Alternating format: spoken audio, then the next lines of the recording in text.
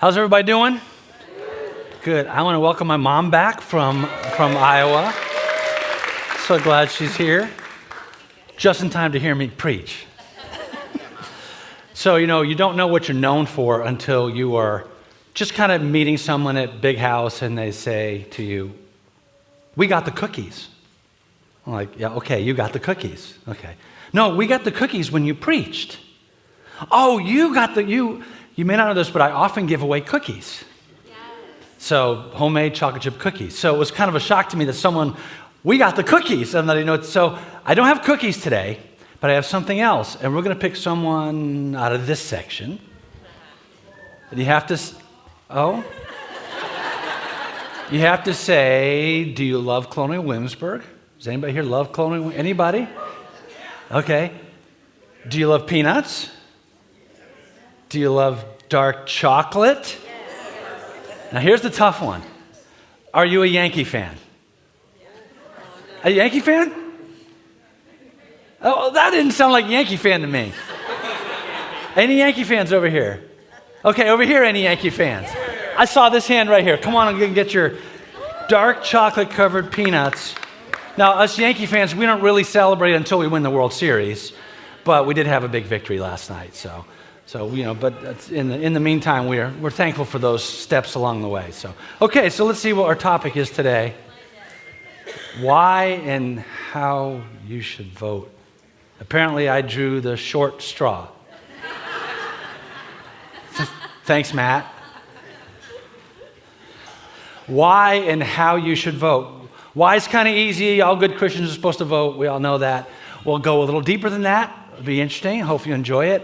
But this question of how you should vote, that's a tough one. To even stand in a pulpit, doesn't look like a pulpit, but it is a pulpit, and to dare to present to you how you should vote creates all these red flags in our minds. So you may fall into one of two groups. You may say, Steve went too far, or you may say, I didn't go far enough. You may fall into one of those two groups. So we're going to practice something called pre-forgiveness, okay?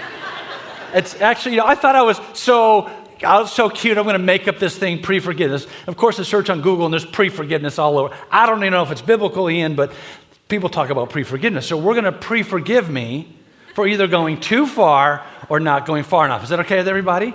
We're going to do it. We're going to repeat after me 4 simple words, okay? But we're all going to do it together, kind of a therapeutic together thing, okay?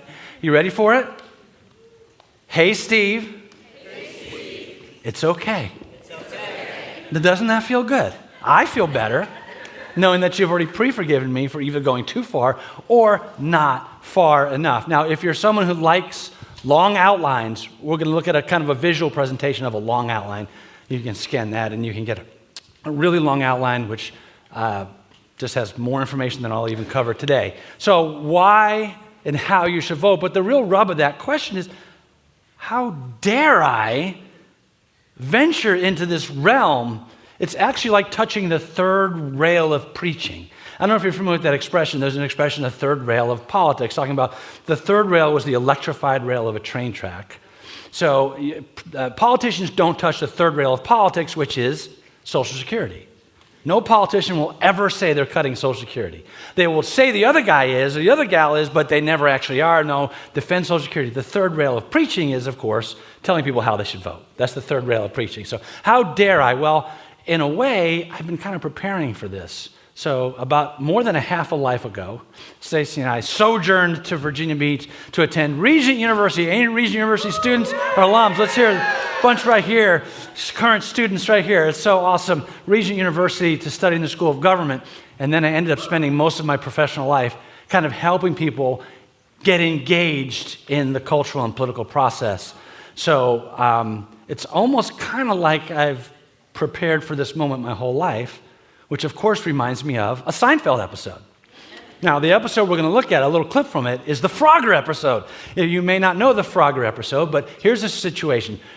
George and Jerry wander into the old five and dime that they grew up going into, and there's the Frogger arcade machine is there. And George realizes that his high score is still number 1 on the Frogger machine.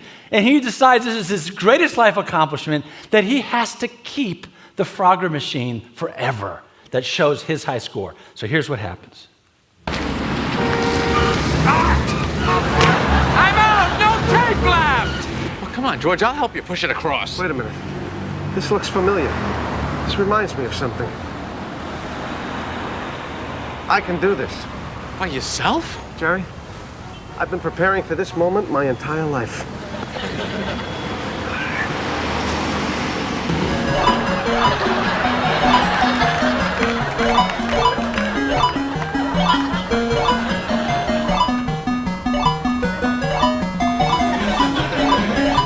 Looks like a frog.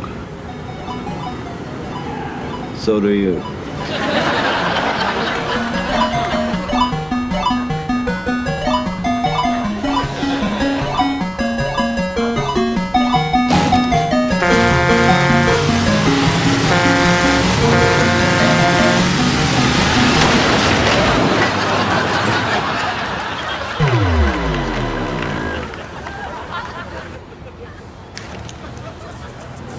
Game over. So this is my Frogger moment, and hopefully it will finish better than that. But this is my Frogger moment. So how dare I, based on 3 words, how dare I consider even presenting to you how you might vote based on 3 words: separation, respecting, and LBJ. Okay, LBJ isn't a word, but neither is PBJ, but we know that that means something, right? And some of you know what LBJ is already, right? Some of you already know. So separation, because we know I shouldn't speak in these issues because of the separation of church and state, which of course is in the Constitution. No, it's not in the Constitution. It actually comes from a letter that Thomas Jefferson wrote to a Baptist group in Danbury, Connecticut, because the First Amendment actually protects the church from the state, or it was designed to. And here's the section of the letter that Jefferson wrote shortly after he became president, because the churches were concerned that Jefferson was going to do things that invaded their areas of responsibility and authority. So Jefferson wanted to assure them, believing with you that religion is a matter which lies solely between man and his God, that he owes account to none other for his faith in his worship, that legitimate powers of government reach actions only and not opinions. I contemplate with sovereign reverence that act of the whole American people which declared that their legislature should, quote, make no law respecting an establishment of religion or prohibiting the free exercise thereof, thus building a wall of separation between church and state. So that phrase is Jefferson's way of describing that the churches are protected from the state. Okay? Unfortunately, Supreme Court justices, and actually 1947 is the first time it was actually, second time it was used in a Supreme Court opinion, but they used it to say that there's this impenetrable wall where the state can't do anything which looks like it supports religion. Okay? So it ends up in this case called Lemon v. Kurtzman in 1971, which you guys, if you haven't learned about, you will learn about. And that establishes these specific rules that every government action has to have a secular purpose and cannot unduly favor religion. Okay? Now, why do I say unduly favor? Because they get it from that word respecting. So what does respecting mean? It means, you think of it as means to show respect for, or to unduly favor, or to favor, but it actually doesn't mean that. If you go back to 1828, Noah Webster did the first great American dictionary, and the word respecting means concerning, with regard to. If you look in the 2024 Webster's dictionary, the word respecting means concerning or with regard to. So now look at the First Amendment in that light. Congress shall make no law concerning an establishment of religion. Had nothing to do with unduly favoring or showing influence toward. So that's another reason I'm going to speak on these issues. The other is LBJ, Lyndon Baines Johnson, who was one of our presidents in 1954. He was in Congress. It's a Johnson Amendment. It's really actually just a bill which became a law, which established that nonprofits and churches cannot endorse or engage in intense political activity, right? Or they lose their tax-exempt status. So what I want you to hear from this is that this is a law from relatively recent history, American history. It's not in our Constitution. It's a law related to the tax code. And no church has ever lost its tax-exempt status because of that law. But thousands of churches have been silenced on speaking on cultural issues because of a fear of this, of even touching any of these issues. Okay? So the churches have been silenced effectively for 70 years. So the Johnson Amendment, LBJ, respecting, so why? So why should we vote? Here's what I'm going to offer to you today. Because of the biblical idea that just powers are derived from the consent of the governed. Now, I put that in quotes. You may think, wait a minute, that's not even in the Bible. That's in the Declaration of Independence, that to secure these rights, governments are instituted among men, deriving their just powers from the consent of the governed. Of course, you've been told that Jefferson and most of the founders were deists or worse, and they had only ideas of secular liberty, but that's not true. I'm going to make the proposition to you that this concept of just powers being derived from the consent of the governed is actually a biblical concept. It's actually a biblical concept. You say, what about Romans 13? We're not going to dive into Romans 13. This is your homework. Go back and read Romans 13, because this is what the preachers in England, including John Wesley, were preaching at the time of the Revolution. They were preaching Romans 13. You can't revolt colonies because of Romans 13. Submit to the governing authorities. So I just would offer to you and ask you to go back and read that and look at it as being prescriptive of how governing authorities should act. They should be our servants for our good and not our evil. Is the government now just for our good? This government seems to promote our evil more than our good now, right? And the government, the word servant is the same word we use for deacon in a church. Authority should be the servants who are for our good. So it's prescriptive, not descriptive of how governments are. So this is my proposition. Authority comes from God and is confirmed by the people in every setting. It's the covenantal framework that our founding fathers understood from the scriptures. The Reformation swept through Europe. The reformers fled to America for religious freedom, and they brought with them Mayflower Compact, this covenant idea that people would come together and make agreements with each other under God. That was a covenant. And this is, in every setting, this is God's structure for authority. In your family, this is the structure for authority. If you think you have authority over your kids when they're little, yes, you want to have authority that they give you as they get older, as they become teenagers, and then they become adults. What you want is when they're adults that they still come to you for important things. Like I still come to my mom for important things. We still talk about things, right? So you want that authority to be given. And it's in every setting. It's even how the free market works. You know, we didn't have a meeting about it, but we all decided to withdraw our consent from Kmart at some point. Did we not? There are no more Kmart. Are there any Kmarts left? I don't know what happened, but we all withdrew our consent by not shopping there. So the free market actually works on this same principle. So we're going to look at 1 Kings chapter 12, and there's a specific reason a couple reasons we're looking at this passage, but I'm going to dive right into it in the interest of time. Verse 1, then Rehoboam went to Shechem, for all Israel had come to Shechem to make him king. So there's two people we need to know about in this, Rehoboam and Jeroboam. Rehoboam is Solomon's son. Solomon had 1,000 wives and concubines, somewhere around there. There's one named son of Solomon in the whole Bible, and it's Rehoboam.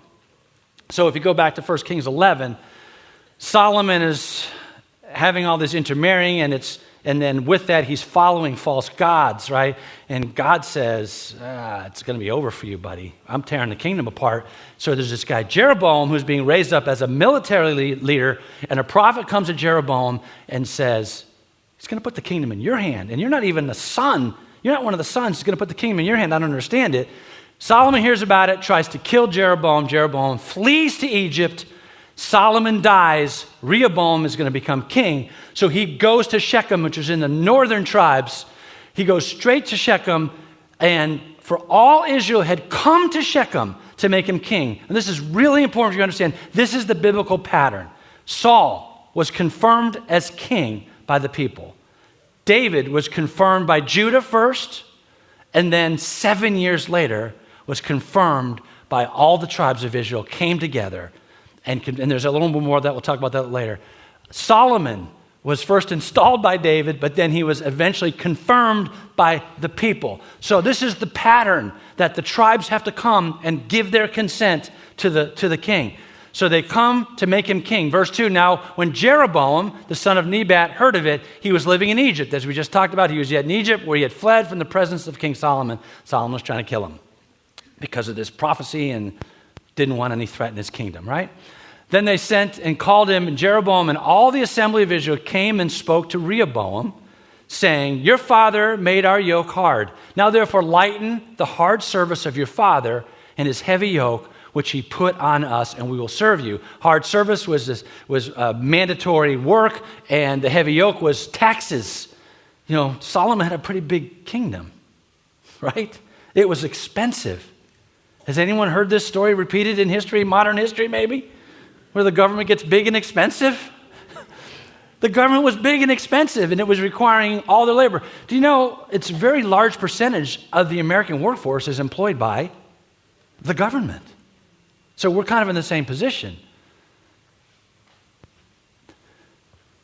We will serve you, they say, if you'll just lighten the load. Then he said to them, depart for 3 days, then return to me. So the people departed. King Rehoboam, verse 6, consulted with the elders who had served his father Solomon while he was still alive, saying, how do you counsel me to answer the people? They spoke to him, saying, if you'll be a servant to this people today, and will serve them and grant them their petition, and speak good words to them, then they will be your servants forever. Wow. If you will hear the people, if you will hear their petition, just powers are derived from the consent of the governed. If you will hear them, they'll serve you. But he forsook the counsel of the elders, verse 8, which they had given him, and consulted with the young men who grew up with him and served him.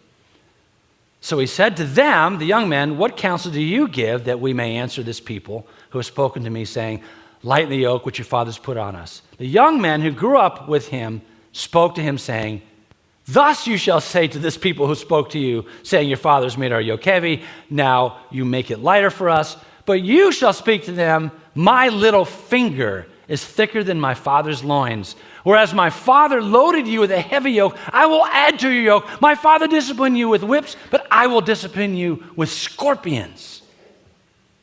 Then Jeroboam and all the people came to Rehoboam on the third day, as the king had directed, and saying, return to me on the third day. The king, verse 13, answered the people harshly, for he forsook the advice of the elders which they had given him. And he spoke to them according to the advice of the young men, saying, my father made your yoke heavy, but I will add to your yoke. My father disciplined you with whips, but I will discipline you with scorpions. Word for word, the counsel he was given by his fellow younger leaders.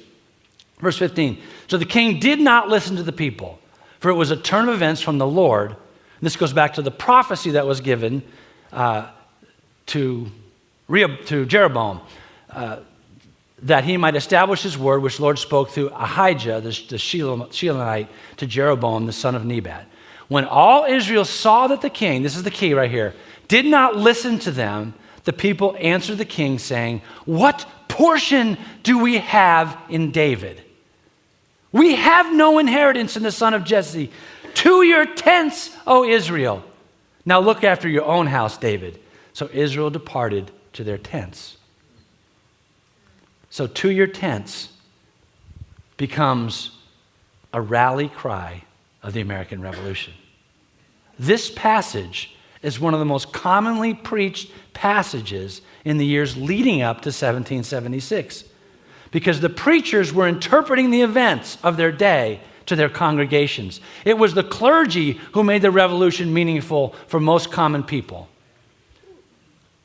There was 4 times, so these sermons were generally written out, and then they were published in pamphlets. There was 4 times as many pamphlets from preachers than secular pamphlets. So the people were being reached from the words that were being preached. And 1 Kings 12 was the propositional center of the propositional argument that all powers are derived from the consent of the governed, and that to your tents becomes this rally cry. So there's several key sermons that are preached and transcribed. One happens in September of 1776 by Peter Whitney, and he applies it directly to their situation. What portion have we in George, King George? Neither have we inheritance in the house of Hanover. That was the family. To your tents, O Americans. He's interpreting what happened in July to his congregation, which then gets transcribed and read all across the colonies. 3 years into the war, 2 years after the Declaration of Independence, Congress writes a letter and asks the pastors to read it in their churches. I guess they hadn't heard about separation of church and state yet.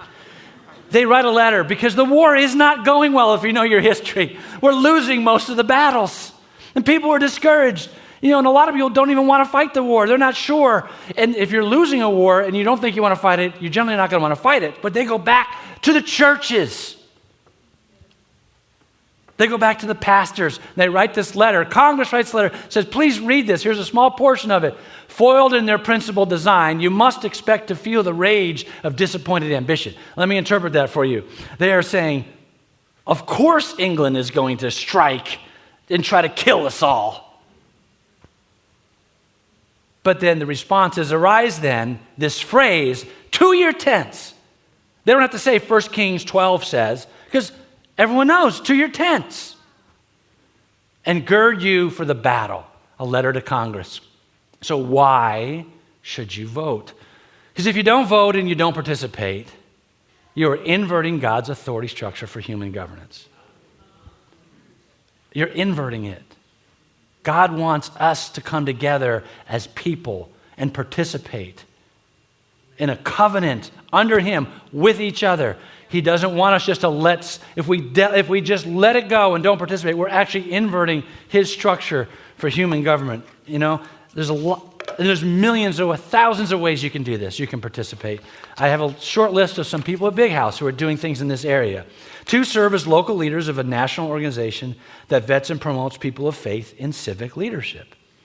There's a Pursue Truth and Laugh social media profile that reaches millions at the intersection of culture, faith, and politics. Some have run for office, including for local school board. Several are writing personal letters to people of faith, encouraging them to vote this November. Members have successfully helped local school boards protect children from boys in girls' sports and bathrooms.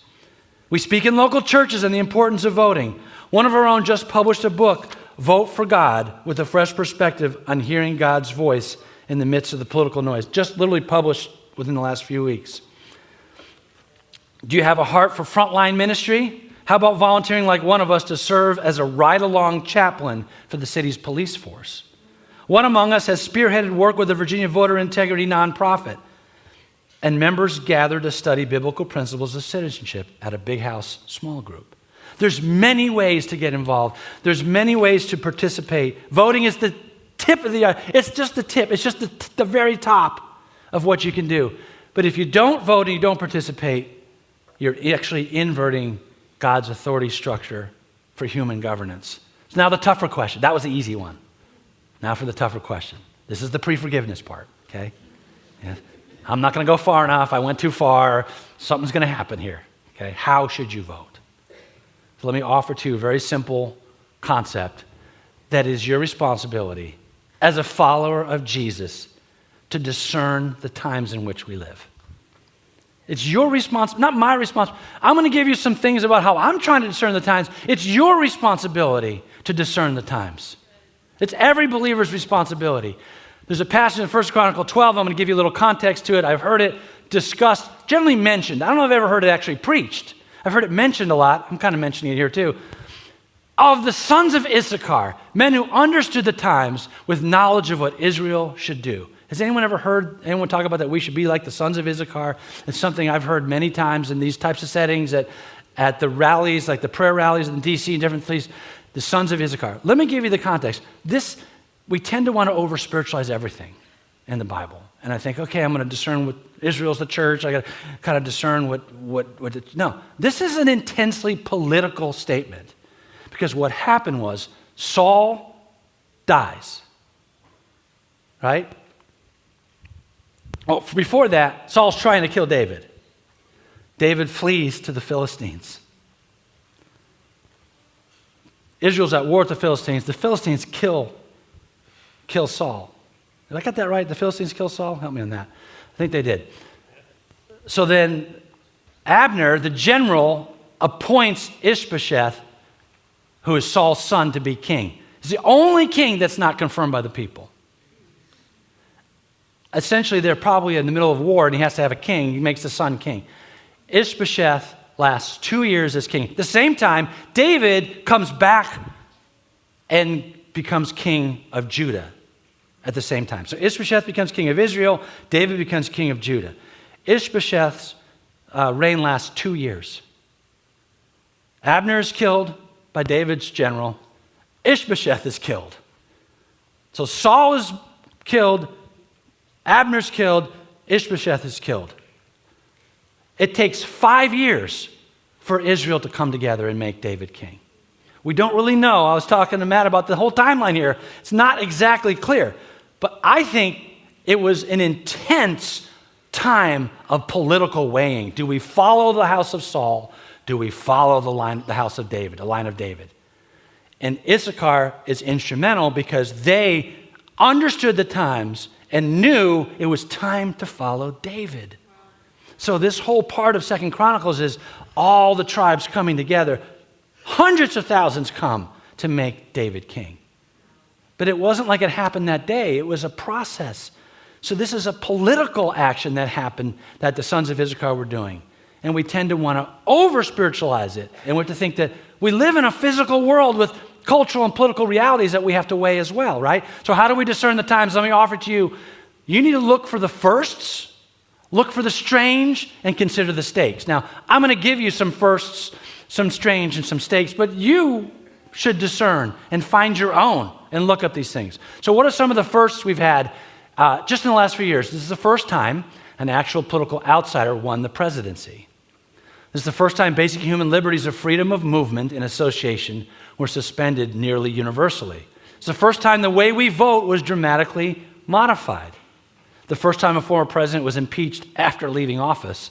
The first time a former president was banned from social media. The first time a former president's home was raided by the feds. The first time a former president was criminally indicted, 88 total charges. The first time Iran directly attacked Israel. The first time a presidential debate was held before Labor Day. Did you know that? This debate, that crazy debate we had in the spring, all of a sudden we're having a debate. We're having a debate in the spring. Never had happened before. Always waited till after the conventions. The election didn't start till after Labor Day. We had the debates then. First time in modern history a major party presidential candidate selected with 0 popular votes. How about some strange things? An attack on Israel kills 1,195 people and leaves 250 as hostages. I think about 100 are still hostages. Still hostages today. Yet that results in a shocking rise in anti-Semitism. It's a lot of things. It's strange. It's strange. It should get your attention that happened in the past year. While you've been going to work and raising a family, that happened. It's strange. A president with clearly diminished capacity wins a second nomination uncontested. A presidential nominee is replaced without an actual stated cause. That's actually entirely true. No cause was stated. The head of Facebook admits to conspiring with the feds to sway the 2020 election and suppress non-sanctioned COVID ideas. That's not a small thing. It's strange, though. 10 to 20 million people have come to our country in the past 4 years illegally. According to polls, 40% of them say they will vote this year.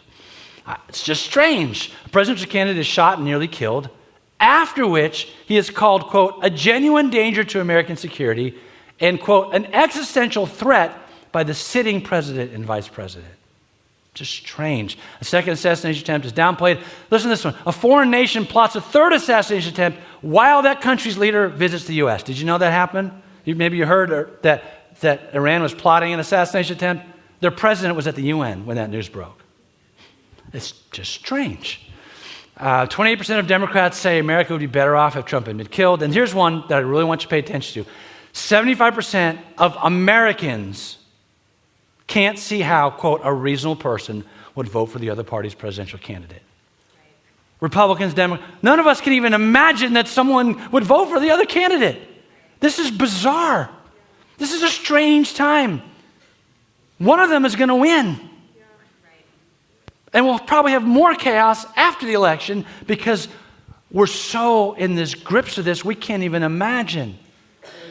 It's really important for the church to bring shalom, to bring peace to our society. Doesn't matter if my guy wins, my gal wins, my girl, they win, lose. We have to carry peace into our homes, into our church, into our workplace, into our community. We have to be the bearers of peace in the midst of this storm. Amen?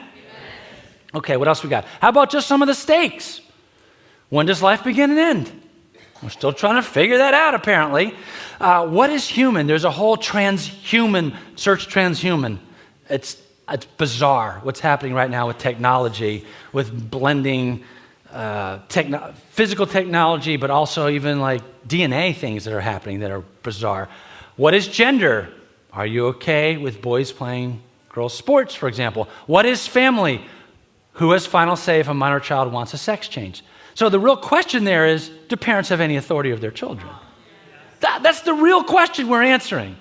I mean, it's almost like it's an obvious answer, but the real question is, do parents have any authority in our society over their children? What worldview will define the function of and limits to AI?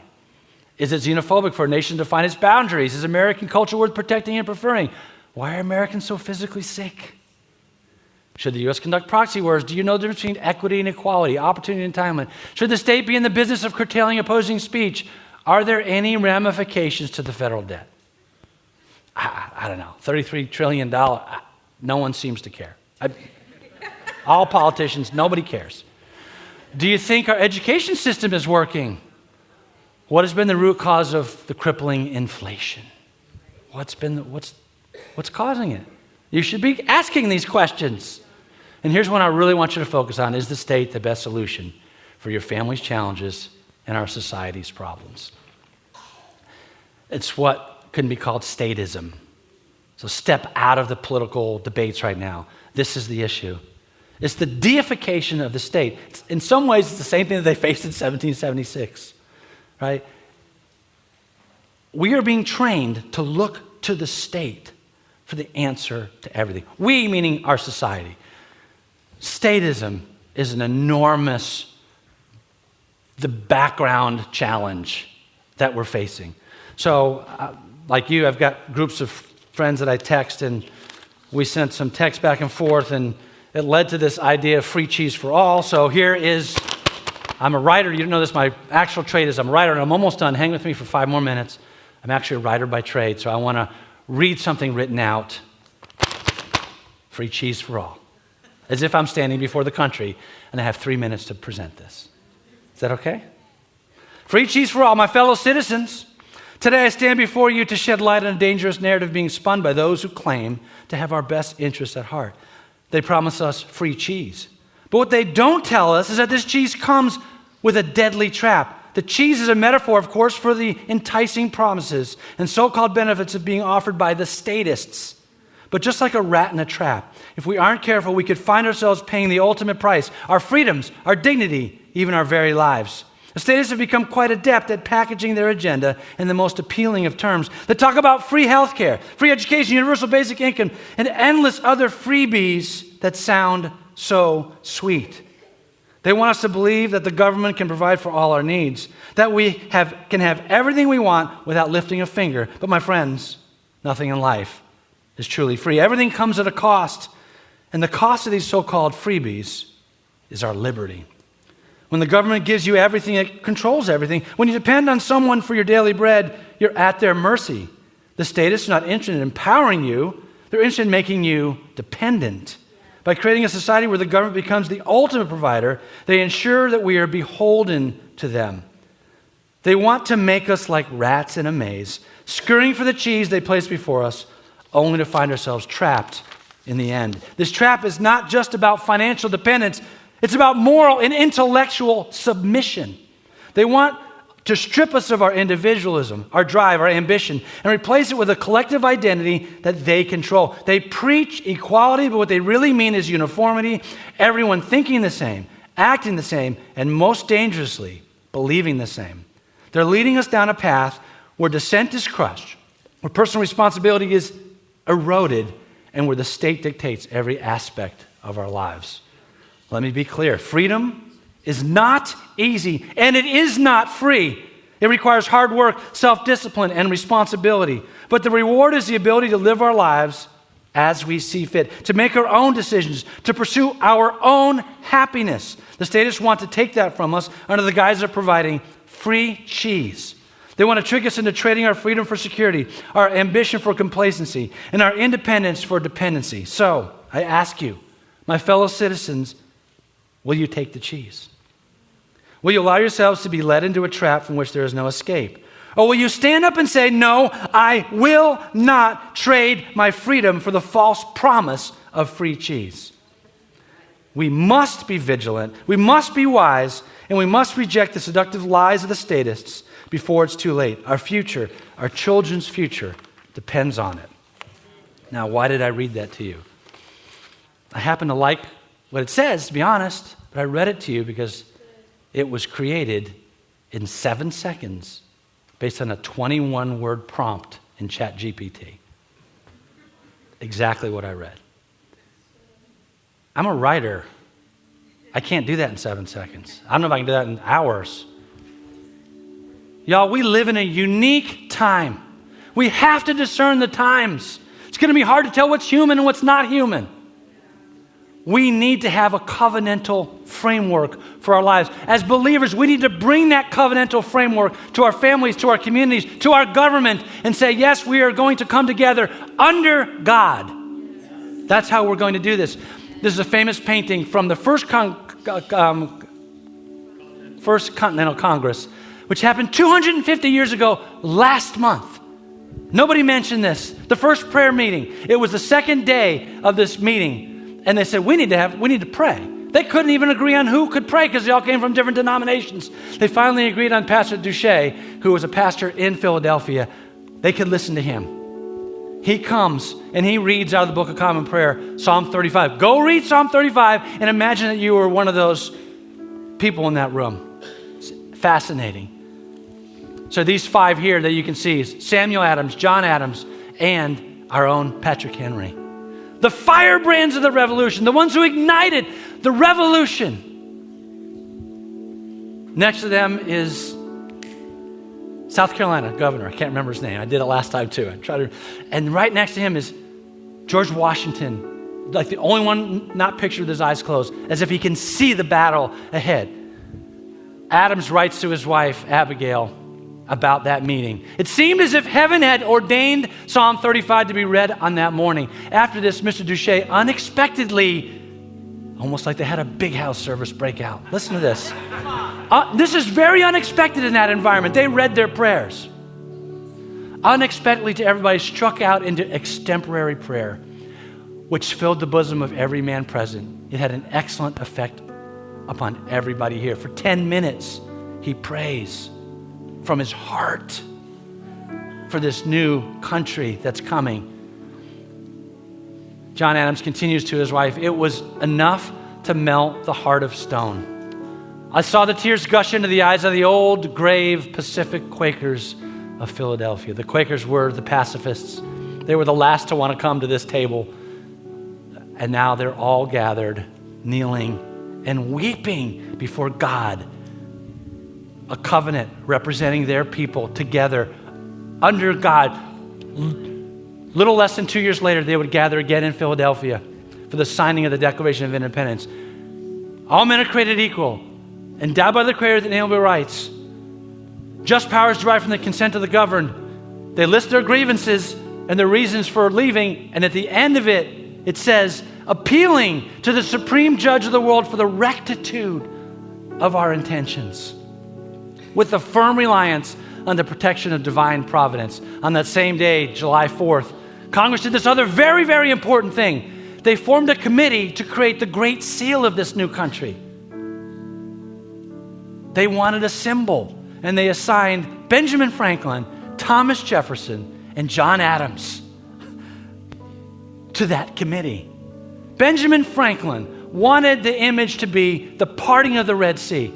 Thomas Jefferson wanted the image on the seal to be the pillar of fire by night and the cloud by day. Clear biblical pictures of God leading people by two people who you've been told are the most secular of the founding fathers. They wanted a clear biblical image. None of those end up on the final seal. There's 2 or 3 committees. The final committee doesn't happen until the end, after the war's over. The one idea that they had from the committee was what they called the eye of providence. You've been told it's the all-seeing eye or something. They called it the eye of providence in a triangle to represent the Trinity. And that aura around it, you know what they called that? The glory. We talked about glory today, did we not? The tangible, real presence of God in their lives. So eventually the seal is finished, and above it is a Latin phrase that says, "He has favored our undertakings." That word favor is a deeply religious concept, straight out of the scriptures. Jesus opened the book and said, "This is the year of the Lord's favor." He has favored our undertakings. They came through this great crisis. He has favored our undertakings. So we're going to pray these ideas for our country, but I also want to pray if you feel inspired to say, I want to be like the sons of Issachar. I want to discern the times. And if you're in the public policy or government school or law school, Jefferson was 33 when he wrote the Declaration of Independence. Maybe it's one of you who helps to restore. Just open your hands and say, Lord, use me. So Lord, thank you for our church, that we can be like the sons of Issachar, Lord, that we can do the work of discerning the times in the natural, looking at what's happening around us, comparing it to your word, asking you what this means, and then acting accordingly in our culture and in the political scenario. And Lord, I pray for those who are the young firebrands of restoring the revolution, Lord, that you would raise them up, that they would have a great vision and have no fear, and that they would go forth and bring this covenantal framework back to our country. And Lord, for our nation, we pray, Lord, we appeal to the supreme judge of the world, Lord, that you would make our intentions right, that you would restore right intentions in our nation, Lord. We pray that the church would rise up and bring to our neighbors a firm reliance on the protection of divine providence, that we would boldly look to the eye of providence and say, God is going to watch over us. We're not going to be ashamed. And Lord, that you would favor our undertakings again. In Jesus' name.